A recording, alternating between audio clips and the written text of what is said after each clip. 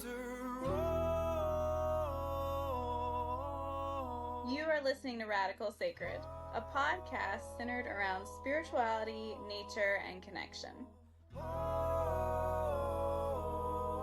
I'm Phil Dickey, pastor, eco-spiritualist, activist, friend of trees, and a small-town Missourian living in the heart of Dallas.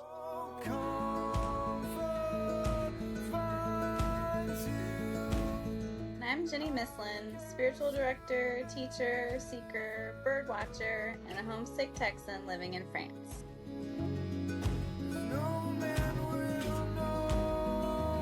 Join us now as we live the questions, learn from open-hearted conversations, and explore our own deep and sacred roots. How Dark the Beginning by Maggie Smith.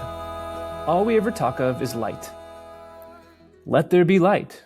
There was light, then good light. But what I consider dawn is darker than all that. So many hours between the day receding in what we recognize as morning, the sun cresting like a wave that won't break over us. As if light were protective, as if no hearts were flayed, no bodies broken on a day like today. In any film, the sunrise tells us everything will be all right. Danger wouldn't dare show up now, dragging its shadow across the screen. We talk so much of light.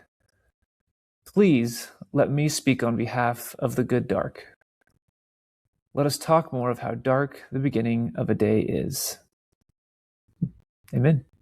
Amen. Friends, I'm excited today because we are chatting with Dr. Andrea Adams, whom I met on Substack, which is my favorite little corner of the internet currently.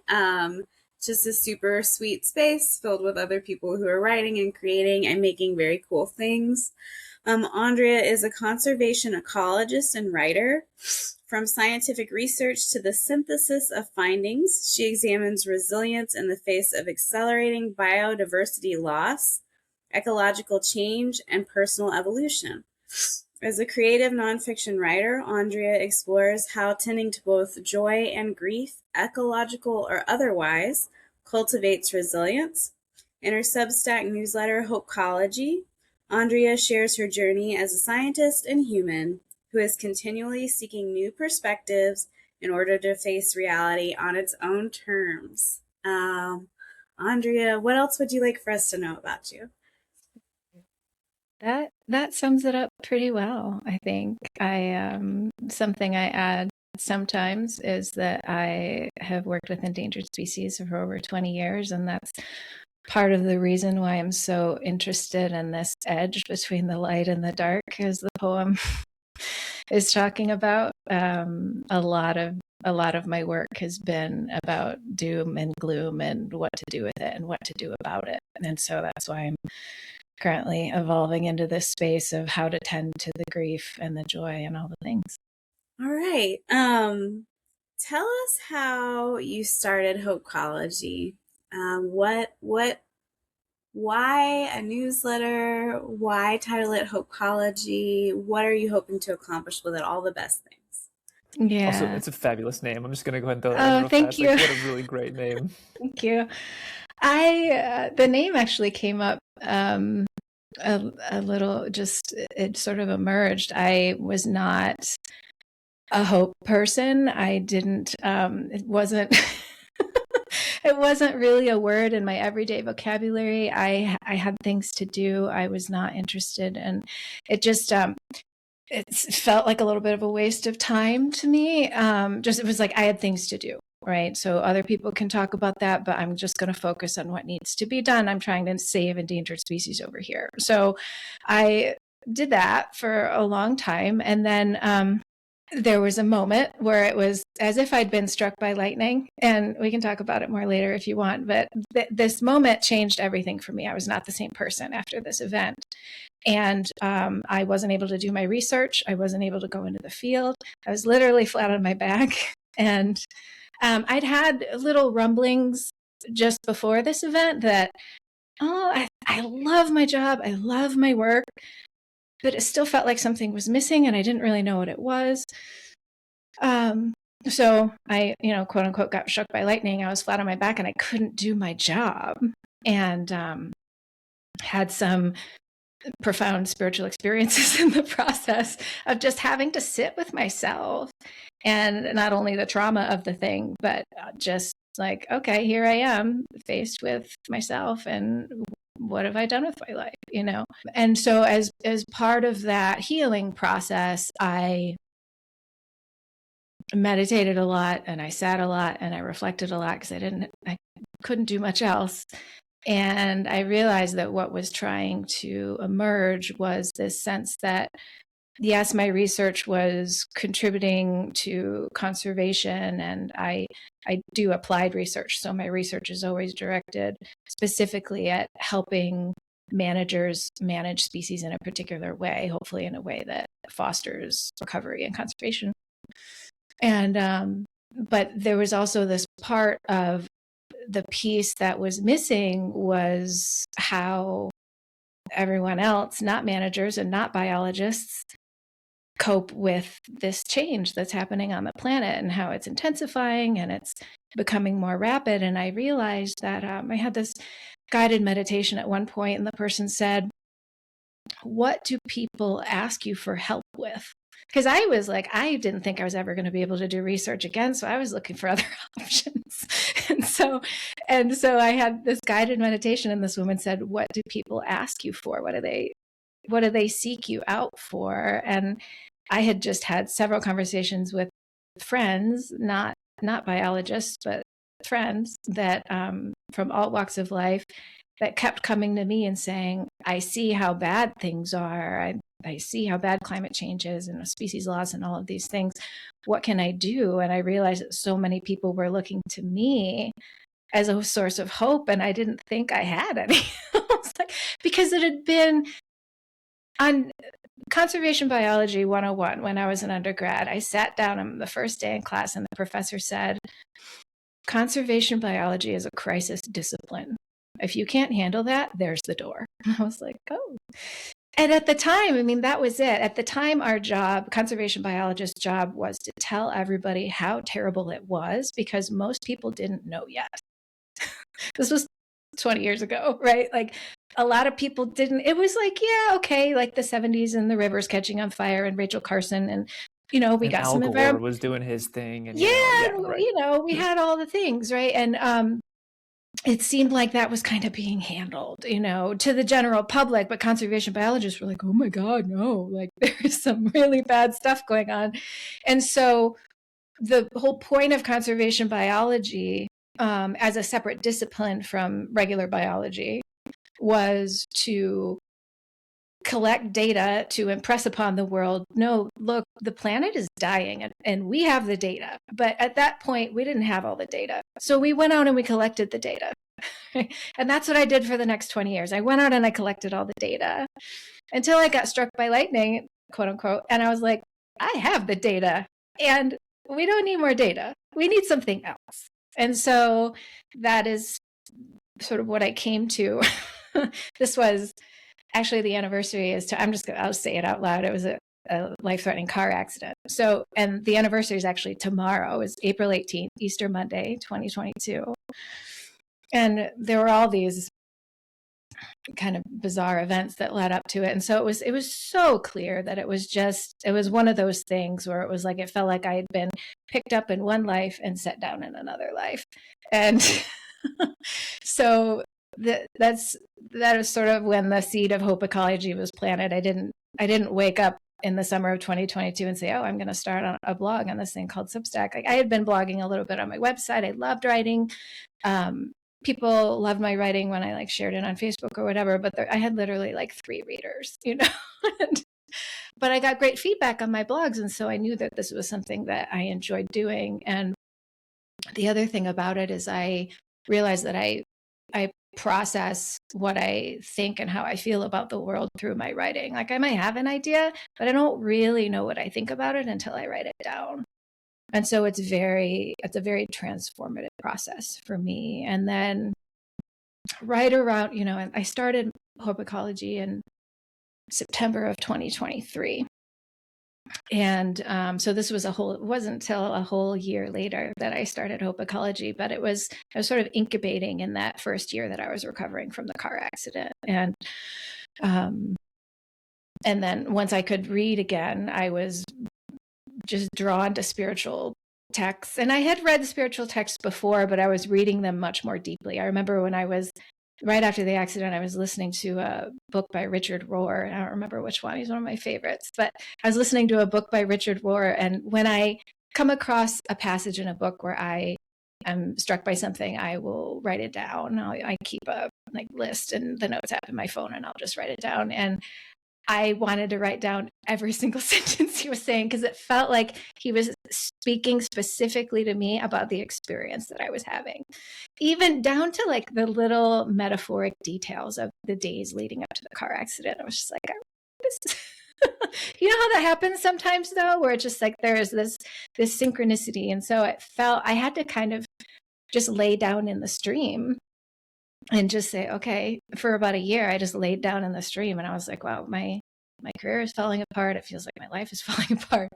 And I, of course I fought that tooth and nail, but I ultimately just had to kind of let it go. And then a year later, Hope Ecology emerged. I don't even remember how it came together. It just, I kind of had this question in my head, like, what am I going to call it? And what am I going to talk about? And what's going to be the thing? And it just kind of took on a life of its own. Thanks for sharing all that. That's a big story, and thanks for sharing that. I know it's sort of reliving trauma even when you talk about it, but you mentioned spirituality a little bit there, and I'm curious, I'm going to put my Krista Tippett hat on here. Like, what was the spiritual upbringing that you had, if at all? I was educated Catholic in school. Okay. I was not raised Catholic at home. So Sure. I learned the Bible. I went to church once a week on Monday mornings as part of school. And for me, there was always, it seemed like there was like this distance between, I don't know, that spiritual wasn't really a concept for me. It was just like, we learned the Bible and here were the stories. And there was no encouragement to really internalize the experience. I mean, we did, it was Catholic church. So like our church was like big and beautiful. Like I loved the incense and I loved the architecture. Still do. Like I love the ritual of Catholicism. I think it's magical, and it's like that for a reason, And however, I didn't really internalize myself as a Catholic spiritually. I just never did. And I was in Catholic school till 8th grade, and then I went to public school in 9th grade. And so, and then I got to hang out with normal kids, but, which is a whole other story. But, so that was my spiritual upbringing, and that wasn't spiritual at all. That was my religious education. My upbringing was very atheistic, non-denominational, with the exception that I'm half Polish, and my mom's family was, my mom grew up on a farm with her 5 brothers and sisters, and they were very rooted into the earth. And so I learned native plants. I learned when and where to find the wild asparagus, and that side of they hunt. That side of my family is very earthy, and I'm only, and not in the hippie kind of way, but in the like, just, this is like recognizing the closeness of the being of humanness to nature kind of way, which sounds like very hippie like, but it's but that's not how it manifested itself. And so I think that if I had a spiritual upbringing, that was it. I mean, I wasn't told that it was spirituality or that it was faith-based. I was also the Catholic side of my family, but I wasn't told to have certain beliefs about anything spiritual wise. But when I think about, if I did have a spiritual connection, it was on my grandma's farm. It was, going to the spring down the street with my mom to get bottles of water. It was, finding trilliums in the forest in the springtime. So that's kind of it. And so it really, not necessarily, I mean, I guess in Catholic school, I was told to believe certain things, and for whatever reason, I just kind of didn't. And so I think it gave me this window. It gave me this opportunity to be more exploratory as an adult, when I finally did find a time in my life that I was more interested in spiritual exploration. And I actually found my way, curiously enough, through, so I trained to be a yoga teacher in 2006. And I did quite a bit of yoga teaching. And then about 10 years after that, I started studying the yogic texts more deeply, and just as life philosophy, not necessarily how it connected to the physical practice of yoga, which is just one limb of the many limbs of yoga. But a lot of it is about philosophy and how to, these tenets of right living and right relationship with yourself, right relationship with something greater than you. And I was really curious about that. And I ended up studying with someone who is a Hindu and came from India and grew up learning Sanskrit, who then emigrated to Canada and became very curious about Christian culture because he was immersed in it and he didn't know anything about it. And so he studied it very academically. He actually wrote a book about the Gospel of John because he was just kind of like, what? And so I ended up learning a lot of I learned about the Gnostic Gospels from him, and I was like, whoa, like there's so much cool stuff going on here nobody ever told me about, and I'm learning it, from an ethnic Hindu, Yeah, the Gnostics don't come up a lot in Catholic school, I assume. Oh no, Yeah, and I got the I got the traditional thread about Mary Magdalene, and then we moved on, and so it's right. been this really fun. I just feel like I'm just, through him, just scratching the surface now and wanting to dive much more deeply into it. And and some of my friends, it's interesting being in this, like being a scientist, but like walking this edge with the spiritual, and people don't always understand what I'm talking about when I start to talk about Christian things. Some people stop listening, or they get upset, or they think that I'm saying something that I'm not. Especially in science, it's a very sensitive subject because people don't understand that Christianity is a lot of things to a lot of different people. It's not just, the fundamentalism that causes harm. And so, it's something that I kind of meander in and out of, but I end up finding a really fascinating thread there, like especially with the Gnostic Gospels and the original. So Ravi Ravindra is my mentor, who wrote this book about the Gospel of John, and it's called, the original title was Christ the Yogi. And so he's connecting this yogic philosophy with these biblical texts, but he went back to the original Greek and retranslated them to understand them in a new way through his lens, which is this Hindu yogic lens, which is amazing. It's like, oh, we found this beautiful coalescing of these two seemingly radically different cultures, and then you go back to the roots. It's like, oh, actually no, they're much closer than we thought. Oh, I loved hearing about your unfolding and all the different, I don't know, just all the different connection points that you've had about spirituality and nature and all the things. And finally your journey into hope coming out of a really traumatic experience. Something that caught me on your description about your Substack is two of my favorite quotes you had. And that's Aldo Leopold when he wrote that the situation is hopeless should not prevent us from doing our best. And then Andrea Gibson when she says, oh shoot, you'll have to help me because I didn't write it down. Even when the truth isn't hopeful, the telling of it is. Mm-hmm. And I think hope can be a tricky thing because there's hope that's choosing to ignore what's going on, and then there's the hope that Aldo Leopold's talking about, and the hope that you talk about as well. Will you talk to us about finding hope in the midst of collapse, and just finding hope as someone who sees a lot of harsh things happening in the environment? Mm-hmm. Yeah, and I thank you for that. And one of the reason I like those quotes so much that you reference is that they don't overpromise. Like they don't tell you everything's going to be okay.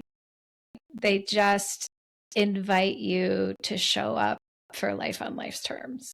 And that is what I'm trying to do with Hopecology. I'm literally just showing up for life in life's terms in my own life, which continues to life itself. and it's hard, and sometimes it is hard to find hope. And honestly, I don't think I'm very good at finding it. I think I'm learning how to show up for what is in a way that is generative and helpful, but I don't know if that's necessarily hope. I almost feel like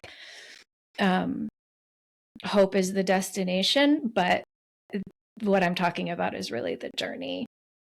And that's what I say in the first what do I call it? The Hopecology explainer. The first post is, I'm so glad that you're here. I'm exploring this question too. I don't have the answers. If you're here for hope, you might need to go somewhere else. But it's this exploration. I'm not promising to have the answers. I don't think I've ever given anybody an answer. There are some Substacks that do specifically, highlight positive news, and I think they do help inspire hope in people, and that's a wonderful service that they do. And sometimes through my writing, if I'm able to find the silver lining in a difficult situation, I think that can inspire hope in people, because it inspires hope in me. But I think it's this important distinction, like you were talking about, hope can be co-opted or hope can be misunderstood as that it's about pretending that the tough stuff isn't there, isn't happening. And that's one of the things I'm trying to highlight, is that it's not about the destination. Like I may never totally arrive. And that's the reason why I'm exploring it, because I realized that I was going to have to figure it out. I've been working with species on the brink of extinction for over 2 decades, and frankly, haven't saved a whole lot of species. And so sure, things are better than if I'd never done anything, right? But it's such an uphill battle. And it's like, if I just focus on, I want this species to recover to the point that it's going to persist into the future without human intervention, ever, like that's a really high bar, given the impact that humans are having on the planet right now and have been having for a very long time. And so it's kind of like, I don't want to undercut that goal, but at the same time, it's like, well, how can I work with what I have here now? And so, you're asking about collapse, and I think the relationship between facing the realities of collapse and the role of hope is looking at what can be done on the individual level because hope is an action, right? It's not about how we feel, it's about what we do. If I want to feel differently, there are all kinds of nervous system regulation tools I can use to feel better in a particular moment. And guess what? Once I feel better, I'm going to act differently. I'm going to feel more comfortable and more able to go out in the world and do things differently than if I'm in this hyper arousal, doom scrolling mode where I'm stressed. I'm going to just, react to whatever comes up next, and so there is certainly a huge role of feeling better, but feeling better isn't the end game. Feeling better is about, okay, how can I feel better so that I can go do what I need to do? Because hope is an action. It's about what I'm going to do next to address what I find unacceptable in the world. I'm going to take a deep breath for all of us, because I'm going to just regulate my body right now, because I'm overwhelmed by all the things that you're referencing here. And there's so many directions I want to take it, but I'm going to try to hone in here, because what I want to do is weave some of these threads together, right? You've talked about transformation. You talked about the individual nature of it. It's making me think of, Michael Mead has a podcast called Living Myth, which is just so lovely and beautiful. And he recently told a story from the continent of Africa about how lions will send the old lions over on one side of a safari, or of one side of an area, whenever the herds are moving, like the old lions who don't have teeth anymore, and just send them over there to roar when the herd comes moving through. And then the younger lions that have teeth and ready to pounce are on the other side. And so the old lions, who could not actually attack and, don't have teeth, push them into death's jaw, essentially, right? And so the lesson of the story being, like, you have to move into the roar. Like, you have to just take the roar head on, right? And go into it. And so listening to you, I'm maybe reading a little bit here, like, going into a near-death experience is what it sounds like, right? Like, into these traumatic experience, seeking transformation kind of more internally for yourself, as opposed to just being consumed by all that is out there that feels hopeless. Like, I'm wondering this connection between, I'm also like, Miguel A. de la Torre has a book called Embracing Hopelessness, right? That like ends up being this, hope ends up being this like sweet by and by that we hear in religion all the time, of like, well, it's so terrible here, but in the next life we'll find our sweet by and by. So this is a very long way of getting to the question of, what is this like transformative experience for you that is allowing you to enter into that metamorphosis, if you will, so that you can do your part with all the big scary things that are out there, that you can lean into the roar and approach the roar, dive into the roar head on, go through it, not around it, right? So that you can continue to show up to the work that you feel called to do in this world. I like that one. That's a big one. That was a really big one. I'm so sorry. That was like so many one. That's why I was like, there's so many things that are like stirring in my heart and soul right now as you talk about all this. Yeah. Well, thank you so much for pulling them all together, though. And, it is about weaving this tapestry of all these different threads. And what I heard from that is, how do I move with whatever's happening? Like, how do I turn the difficult stuff into quote unquote good stuff? Or I've been trying not to use the word productive. I think it's still deeply ingrained in my psyche. But when I mean something positive, I'll use the word productive, and I'm trying to stop using that word. And again, like I was saying earlier, it's about the evolution of language. And the same thing with hope. I feel like there was a lot of resistance to hope for a while. Some writers that I admire have had some fairly popular articles coming out talking about how hope was not the thing we want to be doing anymore. And when you read them, you see that what they're really saying is that the kind of hope that Jenny was talking about, where it's like, oh, you were talking about, was like, oh, we're getting our by and by, it'll, the next generation will take care of it. And so when it comes to facing down the tough stuff, I feel like that is the way through. Like, I didn't sign up for most of the things that have been most difficult in my life, and yet here they are. And so what am I going to do? I do have the option to wallow in self-pity, and then that's the end game, right? And that's that, I can blame everybody else for my problems. I can, I can externalize all of the factors, but that's not really going to help anyone else or me, and so there's definitely a time for licking one's wounds. Like, after the accident, I didn't even want to be around the closest people in my life. Like, I'd never had this experience before. I literally felt like a wounded animal that wanted to crawl into a cave. And because I just couldn't, that was what I needed to process what had just happened to me. I felt like nobody on the whole planet understood me. I didn't even feel like a member of the human species. I was just like this thing on its own. And then guess what? I got invited. And this is how, like, you can't not have some sort of, synchronistic or spiritual connection belief when this kind of thing happens. Like, someone came along and invited me to dog sit in a castle. So I got to hang out. That's literally like not too far from my house. I didn't even know it was here.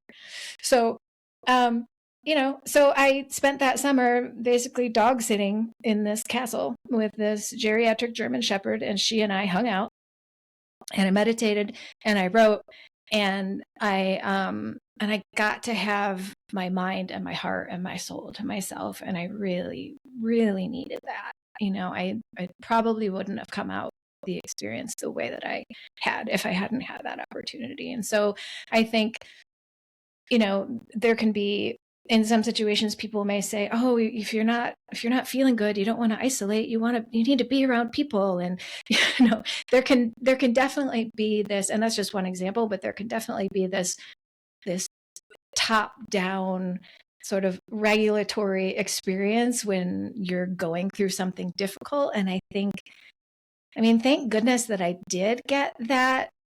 I did follow my instinct to spend some time alone, because I think that's how I got the value out of the experience that I did. I didn't try to tell myself that I shouldn't be alone or that I shouldn't feel this way. I did for a while, honestly. But then, I was like, oh, I've kind of always liked solitude. This is just a little bit more of an extreme version of it. And, my spouse checked in on me, like he knew I was okay, and I just did what I needed to do. And so I think part of that too, to answer your question, and looking at challenging times is, and how to cope with them or how to move through them, and perhaps how to grow from them, is maybe look at the experience or the difficult thing on its own without all these other layers of expectation. Like the signal that I get when something may be off the path or out of alignment is if the word should shows up. As soon as the word should shows up, I know that there's some sort of external programming or expectation or something there that maybe isn't helpful. And I've definitely come from a culture where I had learned to internalize that, and I would should on myself all the time, and that is something I'm in the process of unlearning, especially in the last 4 years. It's just like if I hear myself say that word out loud, and if I say it in reference to other people or another situation, like, oh, well, they should be doing it like this. And it's like, if I bring that back to myself, like, okay, I used the S word. Like, why am I saying, like, what is my expectation there? And do I have unrealistic expectations given what's going on here? And where is that coming from? And the should is actually a really good portal into understanding how, like, what makes me tick. Like, I'm really curious about where the difficult, like, I'm really hard on myself. I'm a perfectionist. I'm just going to come out and say it. I've always been really hard on myself, but I'm starting to like call BS on those things sometimes. Like, who says I should do it this way, or that I'm supposed to do this thing? Is this really my responsibility, or is this just cultural programming? And so that can be a helpful way for me to kind of like dissect difficult experiences too. And I often, at least try. I don't always see it. Sometimes it's helpful for other people to tell me, hey, this doesn't sound like something that you would do if this were you. And so I think that's a little bit of a long-winded way to answer your question, but it's really more about this continual examination on a level that's kind of independent of that programming or that cultural layering. Ooh, that was so good.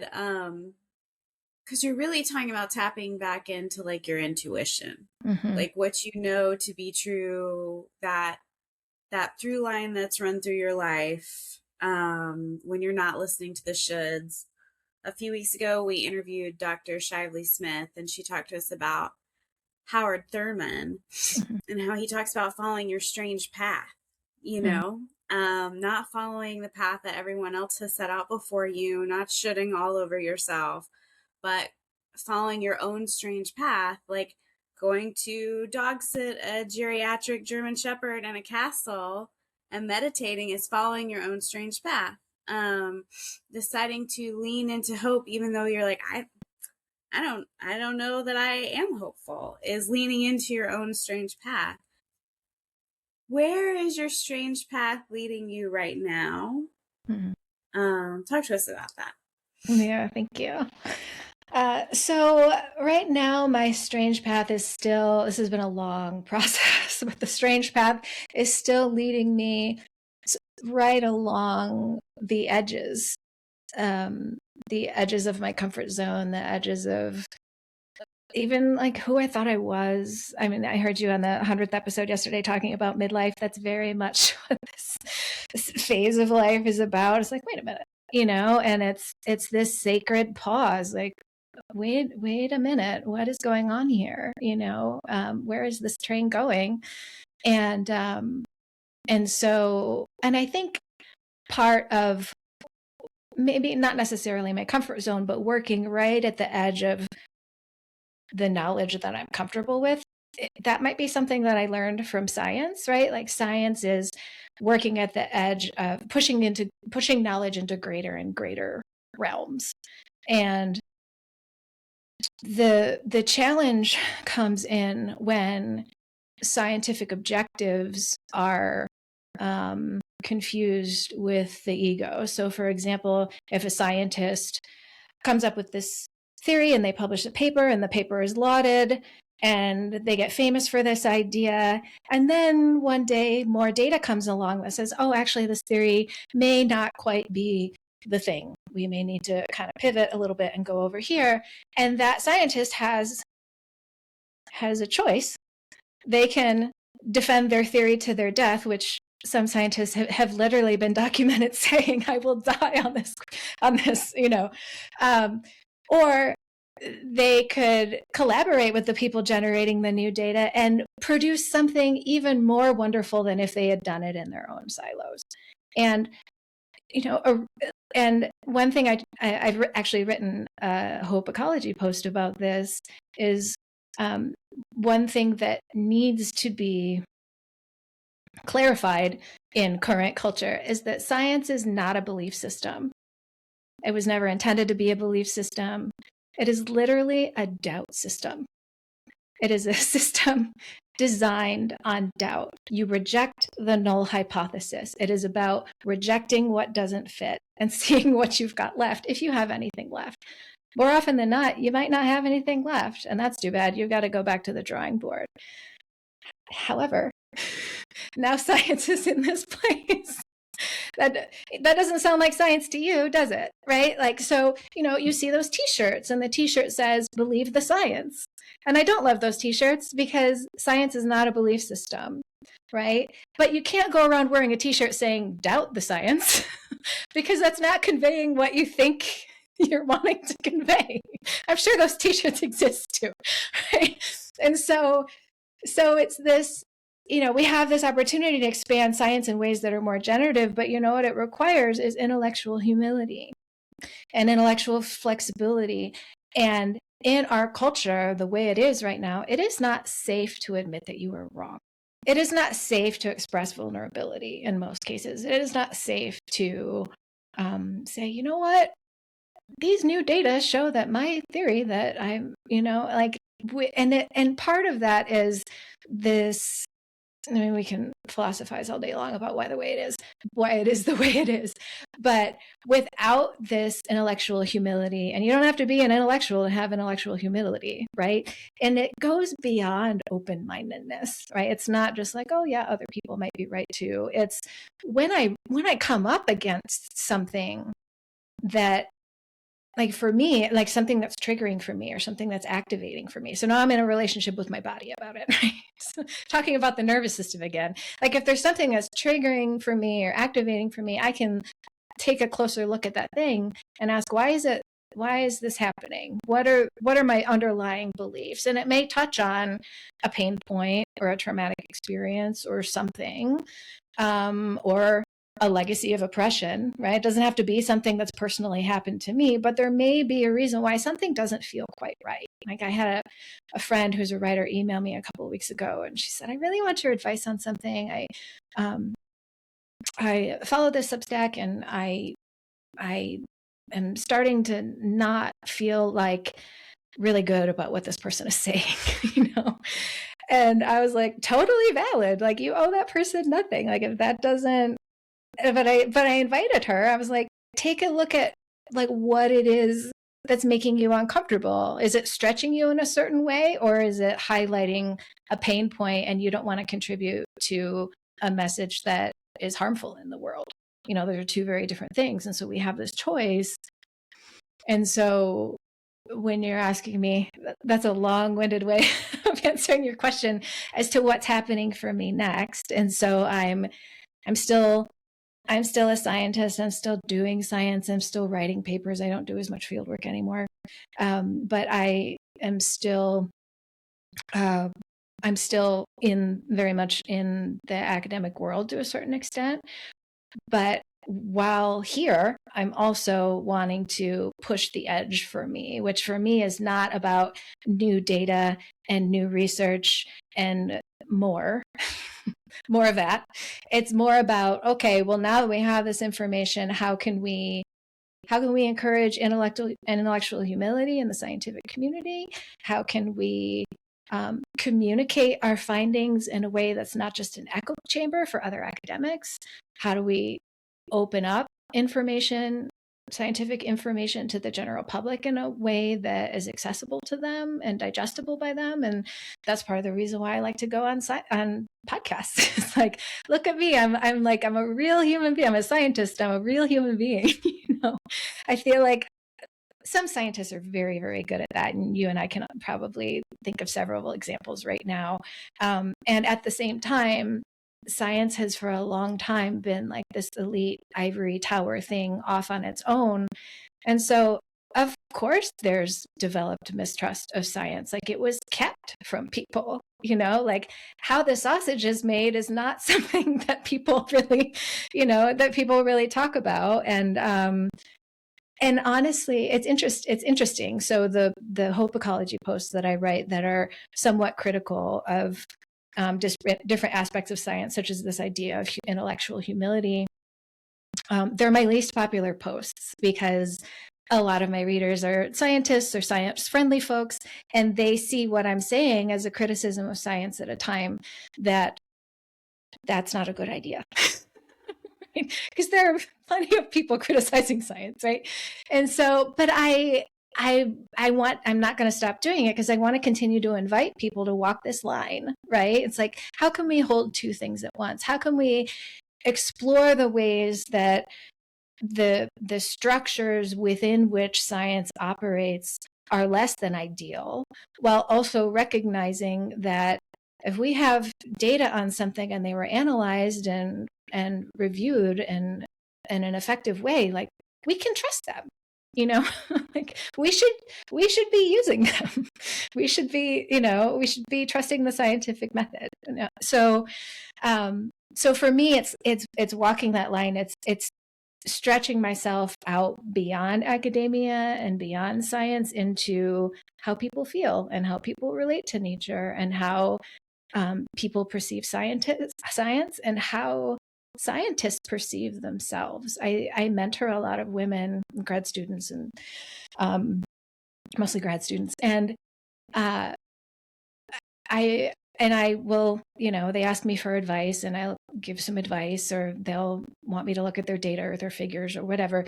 And I think every single time I have one of these mentoring conversations, the thing that sort of rises to the top is the most valuable thing that I contributed was that I simply gave these women permission to be the badasses that they already are. That's all I do as a mentor. I feel like the science, yeah, sure, I'll share some knowledge, but they can get that knowledge anywhere.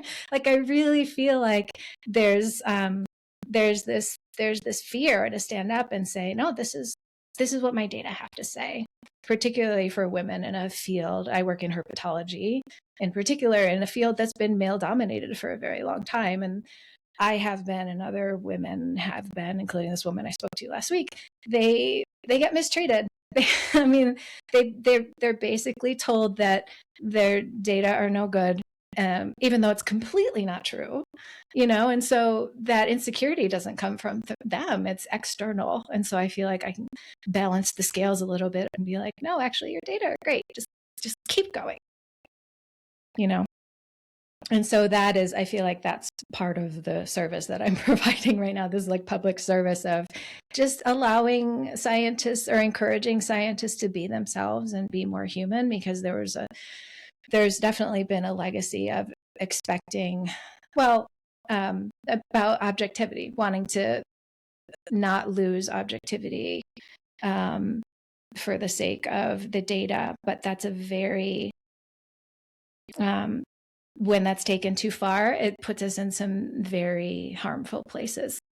It's fascinating that I'm thinking about, like, there's almost like a fundamentalist science and a fundamentalist religion that are very, like, kind of coexist here. And so it's making me think, because the further I've gotten along in my faith, the more I've embraced doubt in my own faith too, right? Like in this way that you're kind of saying about embracing doubt from the scientific side. So I'm wondering where else you see kind of this, our theme for this season has been reciprocity. I'm wondering where you see a reciprocity between science and spirituality. Mm-hmm. Great question. Yeah, Maybe other than doubt. I made that connection. No, based on that's what great. you said, so that's a good one. No, that's a great way to frame it. I really like that idea of framing it as a reciprocal relationship, because because doubt, it can sort of be a dead end thing. I mean, it can sound like a dead end thing. It's like, no, but it's really, doubt is kind of a question, like, this doesn't seem right. Like Thomas in the Gospels, right? Like the patron saint of doubt, right? Like there's a curiosity there that comes with doubt, right? Yes. And doubt is science is based on it. Doubt is a great thing. It can take you wonderful places. We should doubt things.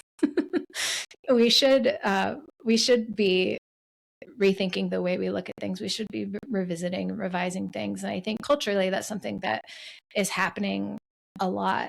I feel like it's happening, like your podcast is a great example, like looking at non-duality, looking at what doesn't feel right anymore, and trying to expand into new ideas. And so in terms of reciprocity, I think you're right. I think there is this opportunity for this relationship between science and spirituality, and not to just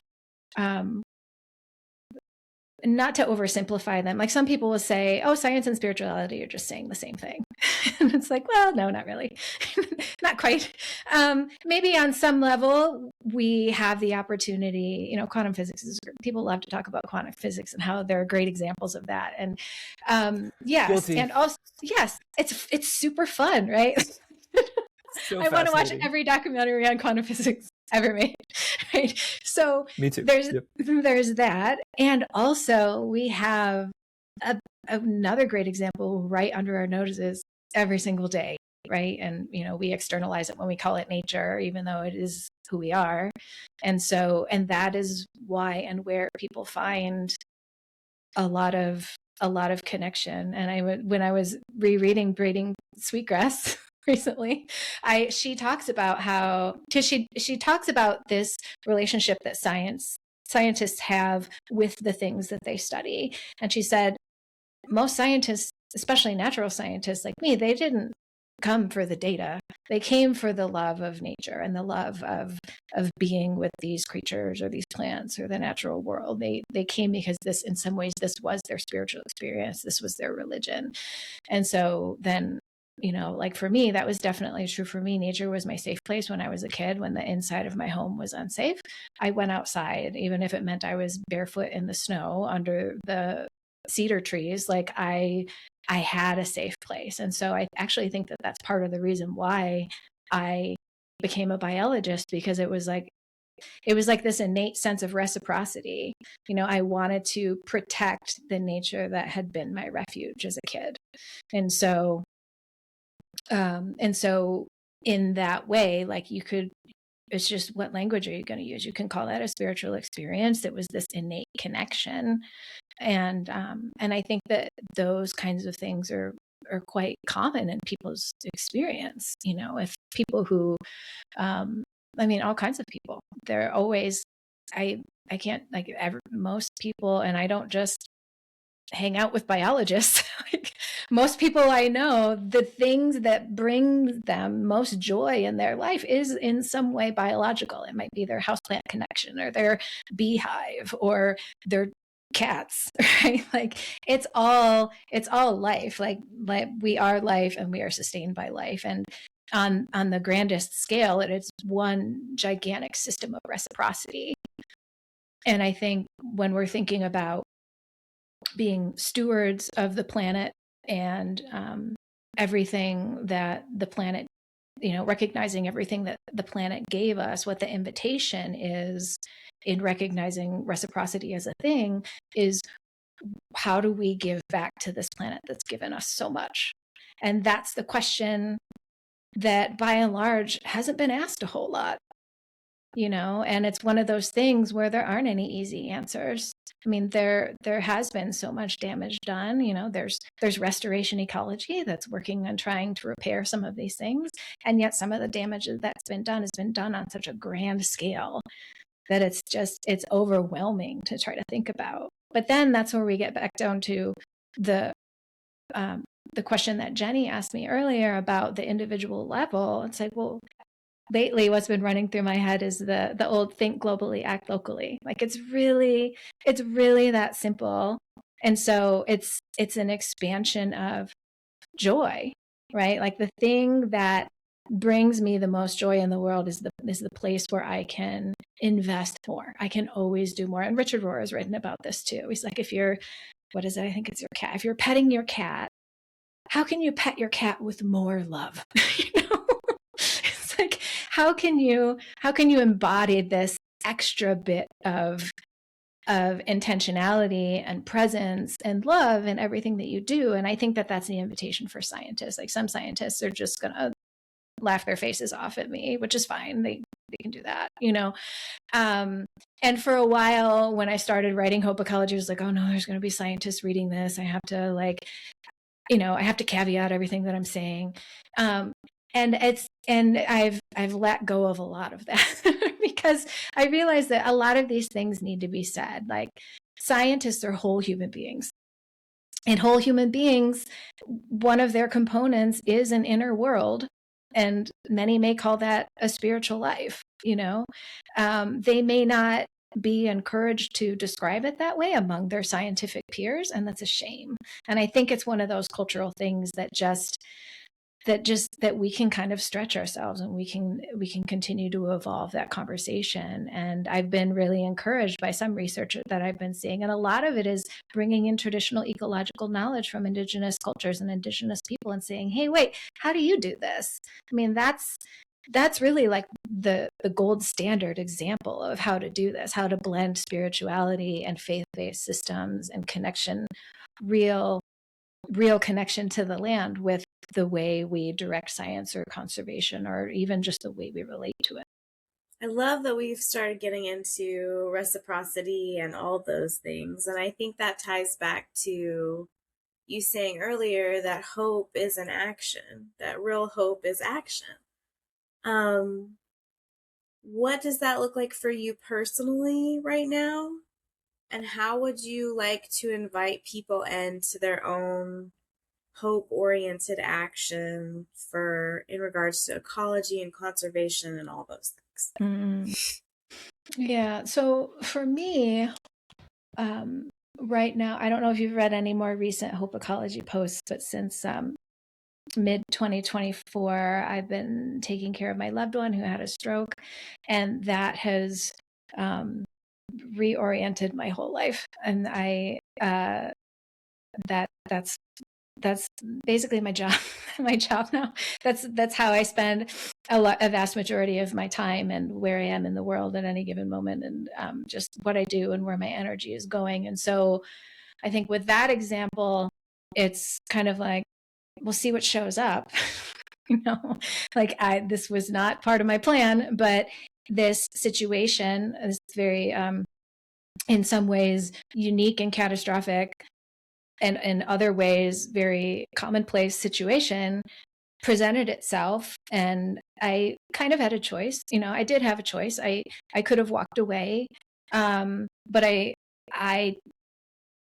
really feel like on the soul level I didn't have a choice. I had to step into this role, and so that's what I've been doing for the last couple of years. And so with working with a hemiplegic octogenarian that has challenges, it's been the most humbling experience of my life. And I have reached depths of despair that I have never reached before. And yet here I am, I'm still, I'm still doing the deal, because on the other side of it is a considerable amount of joy, and you can put different names on it. You can call it facing down your monsters. And for me, in this case, the monster is death and disability.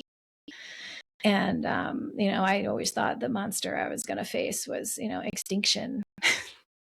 It was wildlife extinctions. I felt personally responsible for that. And now it's like, death of a loved one and myself, because you can't be at the end of someone's life without looking at your own mortality and looking at the way elders are treated. That leaves so much room for improvement on so many levels, And so for me, it's like, if hope is in action, how am I doing what I'm doing? Like, I've fallen flat on my face plenty of times doing this, quote unquote job. And also I've picked myself back up and dusted myself off, and I've figured out how to do it better. And so in my particular, life right now, there are plenty of opportunities to continue to just show up for what is, even though what is not what I want it to be. Sometimes there is, and then there's great joy, and I try to just really bathe in that joy and marinate in that joy as much as I possibly can. And it's also taught me that, for a long time, I was just like, this is great. What's next? And now when there are these precious, joyful moments, I try to marinate in them and let them wash over me so that I can be ready for whatever happens next. And then you also asked about other people. And I think I don't really like giving advice to people, but I think if I'm going to use myself as a model, then I would say, do the same thing. What is showing up in front of you right now? And I've been, in thinking about, even with reciprocity, I think in some ways, I feel like it can also be redefined as care. How can you offer care to the planet, to the ones around you? And that is going to have, even if it just feels so infinitesimal and so minuscule and so small, it is going to have an effect, because it in my experience, it just it blooms and it grows. And so if you can make that your focus and your way of being in the world, to the extent that whatever shows up in front of you, how can you care for this thing, this being? I'm in a place right now where a lot of the closest creatures in my life are nearing the end of their lives. So I get to see this multiple times. I get to examine elderhood multiple times over, most days, And so, and I feel like culturally we run from that a lot. We don't want to look at our mortality. We don't want to see, shriveled up old creatures. We tend to value things that are younger more. But what I'm finding is that these elders I'm spending time with, whether they're human or more than human, they have so much to teach us, because they've been here so long and they are so amazing. And they have, the reason that they've got something to offer being on the planet is, I'm hanging out with these people in their 90s. They have so much to offer, and And so, and the same thing with, you can look at it the same way as with the dying planet. It's like, look at everything, you know, some of these species are nearing the end of their existence on this planet. What are we going to do about it? You know, is there anything we can do about it? And if not, because, you know, they are in places beyond regulatory control, or, you know, there's no NGOs there or whatever, for whatever reason, like, how do we embrace what we have left? How do we not let them be forgotten? I could go on and on about conservation triage, but I won't. So, Well, and that can, yeah, go ahead. well, it ties into kind of what my last question was around this idea of like biomimicry. You know, like what is it that as a scientist you've studied in the natural world? Again, us being a part of that, and that's where this ties in, right? What in the natural world have you learned or sought and thought like, oh shit, that's so cool. Like we have got to figure out how to like do that better as the human species because of what we're learning from the more than human natural world. And maybe it is, right? Maybe it's looking at the extinction of certain species and recognizing that we don't do a good job like dealing with individual mortality, much less our collective mortality, you know? So what is it? Maybe that's what we have to learn from species that are going extinct, you know, is that how to better accept this like extinction that we're entering into or have been in it for a while now, I guess. But so yeah, what is it from science that like in biomimicry that you've learned that you really think is like, this is something that we've got to embrace or learn from? Or yeah, it's a funny question to pose to a scientist who's been trained to be objective and, Sure, and fair. not anthropomorphize their study animals, you know. And I really admire people who have found a way to do both. And I love the things that they say and they write about. But for me, that's not a great question for me, because I do have a disconnect with my study species. Otherwise, I probably wouldn't have been able to do the things. I mean, I didn't really harm them, but I mean, capturing a frog by hand and rubbing it with a Q-tip isn't the greatest experience for it, right? Like, it constitutes harassment. And so, but at the same time, getting back to the question of reciprocity, it's like, we get into this idea sometimes in conservation that we need to just put everything over here and not mess with it and leave it alone. And reciprocity is really getting back to this idea is that we're in this relationship with the natural world. And so I think that part of, you know, when it comes to biomimicry and looking at and design, I think that that's a wonderful thing. I think we should be looking to the wisdom and the design of nature more often in everything that we do, even when it comes down to running on solar power or, you know, recycling everything, you know, and not leaving any waste, you know, and we're at a point in our cultural evolution right now that a lot of people don't actually know, like they don't know that. They don't know that nothing is wasted in a functioning natural system. They don't know that.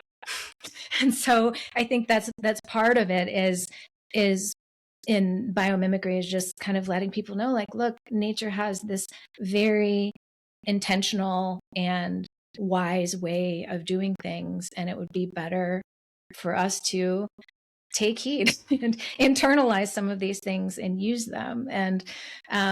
And so, you know, I talked about being objective with my study species and not really relating to them a ton on an interpersonal level. That's not entirely true. Like, I have embarrassed myself hundreds of times. So let's say I'm, you know, I am with a couple of, you know, researchers that I've hired, and we're out in the field and I'm taking them out to my field site. And the first time I see the frog that I study, I will squeal and say, "Oh, hi." And like, it's like seeing an old friend. Like, it just comes out of me, and it is so embarrassing. So, I mean, yeah. So like, I do, on some level, on some, it probably subconscious because it just comes out of me without me thinking about it. I do have a connection with these creatures, and I love them, and I love where they live. But I think when it comes to thinking about how we're like them, like that's where on like an intellectual level, that's really where it stops. So just to make that distinction, I do want to out myself there. that That's you fair. can't You can make you that can't disclaimer, spend you can't spend all this time with these creatures and not develop some kind of relationship with them. Andrea, where can folks find your work, and what do you have coming up that you would like for people to know about? I think the best thing, you can go to my website, andreajoyadams.com, and there you can sign up on the About page. You can sign up for Hopecology. And I think what's coming up is it's more Hopecology. Hopecology is evolving, and it's a reciprocal system. And that's one of the things that I love about that platform is it's being fed by readers and commenters and sharers, and even most people, it's funny, most people like to email me instead of saying things in the comments, which is what I did to you, Jenny, I think. So maybe I DM'd you, but it's the input is shaping the output. So the input is my life and what's happening in the world. It's whatever sort of lands on me when I'm out hiking by myself, and then it all kind of turns into a Hopecology post eventually. But then the way that people interact with it also feeds what happens there. Sometimes people ask me questions, or they'll send me papers, or they'll say, oh, this made me think about that, or they'll tell me a story. And so that's one of the things that I love about it the most, is how interactive it is. And so that's Hopecology is the best place to see what's happening next. I guess and this will come up on Hopecology anyway, but I'm working on a hybrid memoir weaving some of these ideas that we were talking about today. That's still quite a ways out, but Hopecology is like testing out the ideas and seeing how, because like I said earlier, I don't really know what I think about something until I've written it down. And so this continual process of drafting is, taking me to these places that are eventually going to be a book. Well, thank you for sharing those with us and for just sharing your time with us today. We're grateful and excited about Hopecology and looking forward to all that you'll continue to do, and look forward to the memoir too. We'll have to, when it releases, we'll have you back and we can dive deeper into it. That'd be great. Thank you. Yeah, thanks so much for your time and for all you're doing in the world. Thanks for having me. It's been great to be here. Thank you for being a part of the Radical Sacred community. In these uncertain times, may you cling to hope and deep connection, and may you work towards living in a spirit of reciprocity with all beings.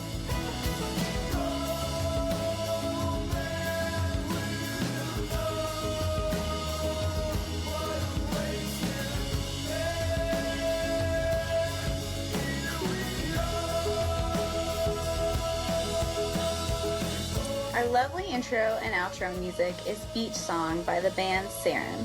And it's just the two of us here at Radical Sacred, so please help us out by sharing with your friends, rating and reviewing us. Find more of our work on Substack and Instagram. Remember, you are on sacred ground. Stay rooted.